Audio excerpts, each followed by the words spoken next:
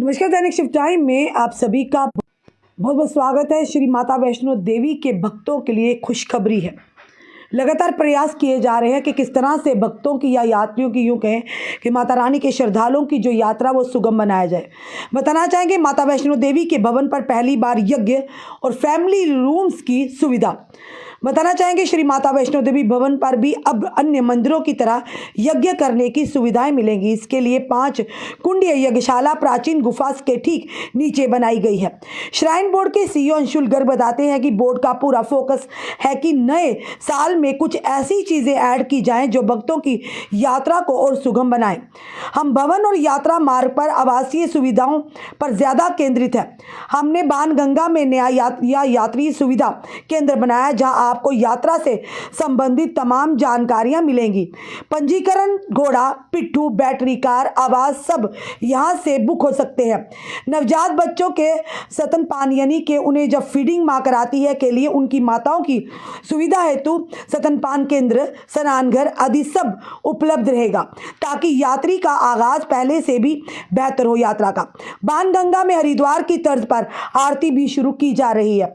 वहीं पर इसी तरह यात्रा मार्ग पर नए और सुविधा केंद्र नए साल से खुल रहे हैं। पूरे साल में 3 से 4 ऐसे बड़े प्रोजेक्ट हैं जो शुरू होंगे। भवन पर नया वैष्णवी आवास बनेगा जिसमें 300 बेड होंगे और साथ ही साथ बैटरी चलित गाड़ियों का अलग से 3 मंजिली कार स्टैंड बनाया जा रहा है।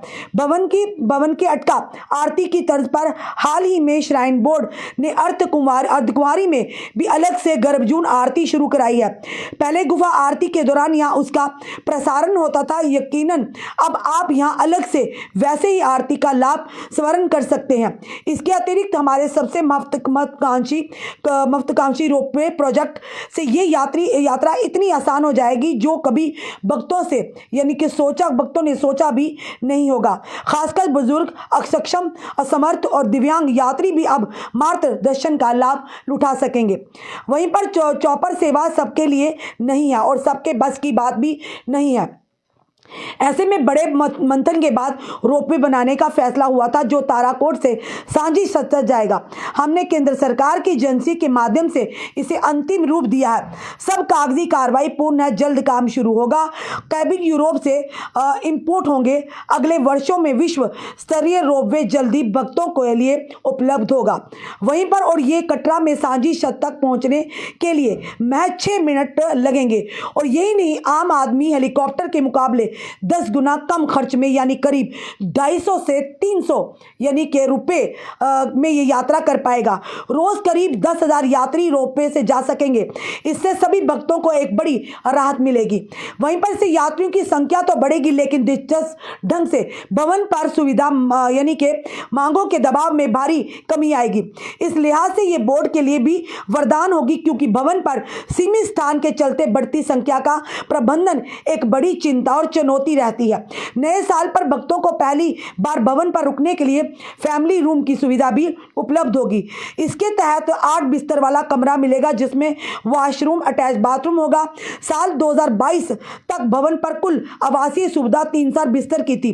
अब पुराने दुर्गा भवन को नए सिरे से बनाकर यहाँ एक साथ 3000 और यात्रियों के ठहरने का विशेष प्रबंध किया जाएगा। खास बात यह है कि ये निःशुल्क है। भक्तों को निःशुल्क साफ सुथरी डॉर्मेट्री पहले आओ पहले पाओ के आधार पर उपलब्ध कराई जाती है। इसी भवन के कुछ अलग कमरे भी बनाए गए हैं जिन्हें आप शुल्क देकर हासिल कर सकते हैं।